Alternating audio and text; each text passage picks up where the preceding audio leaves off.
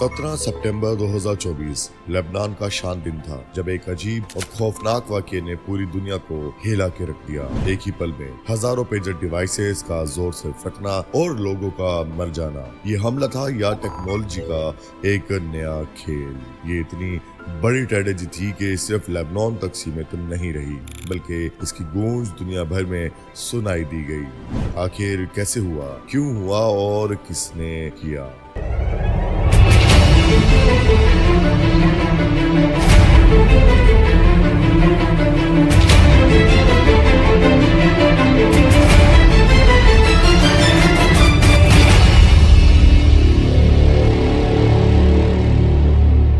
आज हम इस कहानी से पर्दाफाश करने वाले हैं। पहले हम समझते हैं कि ये पेजर डिवाइसेस क्या होते हैं। साल 1990 में और 2000 के दौरान मोबाइल फोन्स के आने से पहले पेजर एक वायरलेस कम्युनिकेशन का मेजर जरिया था।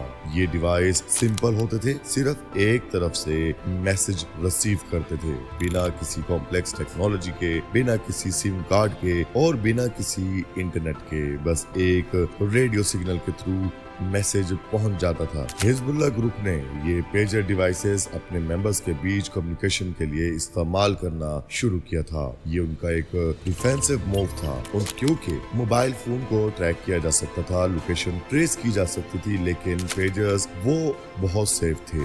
मगर पेजर्स उनके लिए मौत का पैगाम बनकर आए थे। 17 सितंबर 2024 की शाम को एक साथ हजारों पेजर डिवाइसेस ब्लास्ट करते हैं। मार्केट में, घरों में, पब्लिक प्लेसेस में, हर जगह पर लोग जहां भी थे, किसी का भी पेजर जो उस वक्त ऑन था वो धमाके के साथ फट गया। इस हादसे में अब तक 12 लोगों की जान जा चुकी है और 3000 से भी ज्यादा लोग जख्मी हैं। इसके बाद लेबनान के अंदर इमरजेंसी डिक्लेयर कर दी गई। हर जगह अफरा तफरी फैल गई। हॉस्पिटल्स में पेशेंट्स की भरमार थी, बेड्स खत्म होने लगे और लोग अपनी जिंदगियों के लिए डॉक्टर से गिड़गिड़ाने लगे।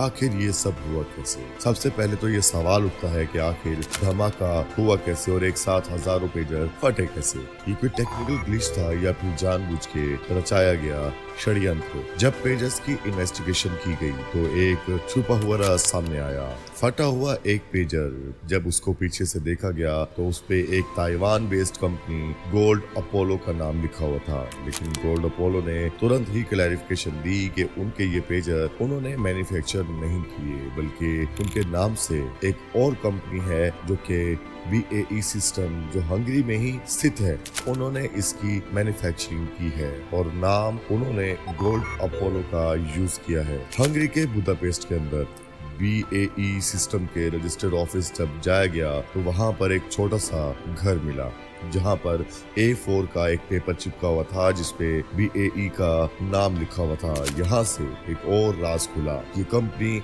असल में एक शेल कंपनी थी, एक ऐसी कंपनी जो सिर्फ इल्लीगल काम करने के लिए बनाई जाती है। इसके फाइनेंशियल रिकॉर्ड से पता चला कि इसने हाल में ही 18 मिलियन हंगेरियन फॉरेंट्स का प्रॉफिट भी किया है, जो लगभग $57,000 बनते हैं।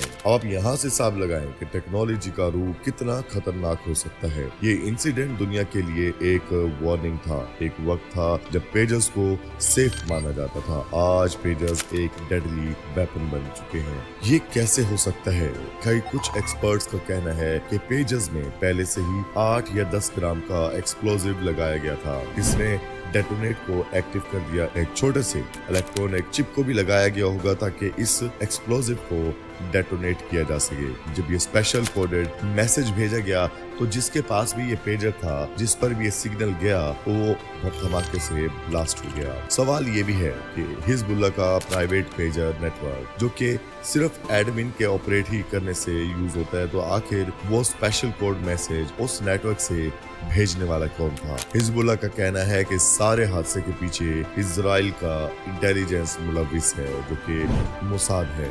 मोसाद दुनिया भर में जानी जाती है ऐसे छुपे हुए ऑपरेशंस करने के लिए। पहले भी इजराइल पर ऐसे ही हिडन ऑपरेशन करने के इल्जाम लग चुके हैं। 2007 में मोसाद ने ऑपरेशन ऑर्चर्ड लॉन्च किया था, जिसमें उन्होंने सीरिया के एक एयर डिफेंस सिस्टम को हैक करके उनके रडार सिस्टम को टेम्परेरी डिसेबल कर दिया था ताकि उनके एयरक्राफ्ट उनके रडार में न आए। ये सब कुछ अभी थमा नहीं था, बल्कि अगले दिन 18 सितंबर को हिजबुल्लाह के हैंड हेल्ड रेडियो सेट्स को भी एक साथ ब्लास्ट होने लगे, जिसको हम वॉकी टॉकी कहते हैं। ये एक और बड़ी ट्रेजेडी थी जो दिखाता है कि किसी ने काफी प्लानिंग के साथ इन डिवाइसेस में एक्सप्लोजिव फिट किया था। हजारों लोग इस इंसिडेंट में भी जख्मी हुए और अब पूरी दुनिया इस बात को समझने की कोशिश कर रही है कि आखिर ऐसे हमले रोके कैसे जा सकते हैं। ये सिर्फ हिजबुल्लाह के लिए नहीं, बल्कि पूरी दुनिया के लिए एक चेतावनी है, एक संकेत है कि कभी भी कहीं पर भी कुछ भी किया जा सकता है। इस पूरे हादसे ने एक नए डिबेट को छेड़ दिया। अगर ये पेजर और रेडियो डिवाइसेस को टारगेट करके अटैक किया जा सकता है, तो क्या हमारे मोबाइल सेफ है? क्या कल को मोबाइल डिवाइसेस को भी ऐसे डेंजरस अटैक के लिए यूज किया जा सकता है? ये एक ऐसा सवाल है जो आज के डिजिटल एरा में सबके मुंह पर एक तमाचा है। मोसाद के पुराने ऑपरेशंस को देखते हुए ये अटैक एक नए तरीके का वॉर है, जिसमें टेक्नोलॉजी को एक वेपन के रूप में इस्तेमाल किया गया है। तो दोस्तों, आज हम एक नए दौर में हैं, जहां पर जंग सिर्फ बाउंड्रीज या वेपन के साथ नहीं लड़ी जाती। टेक्नोलॉजी का इस्तेमाल करके भी एक खौफनाक रूप की जंग लड़ी जा सकती है, जिसमें हमारे एवरीडे यूज के गैजेट्स को हमारे ही खिलाफ वेपन बनाया जा सकता है। अगर आपको भी ये स्टोरी, ये न्यूज, ये इन्फॉर्मेशन, ये अपडेट शॉकिंग लगी तो कमेंट्स में अपनी राय का इजहार जरूर कीजिएगा और अगले शॉकिंग इंसिडेंट से जुड़ने के लिए हमारे चैनल को सब्सक्राइब जरूर कीजिएगा।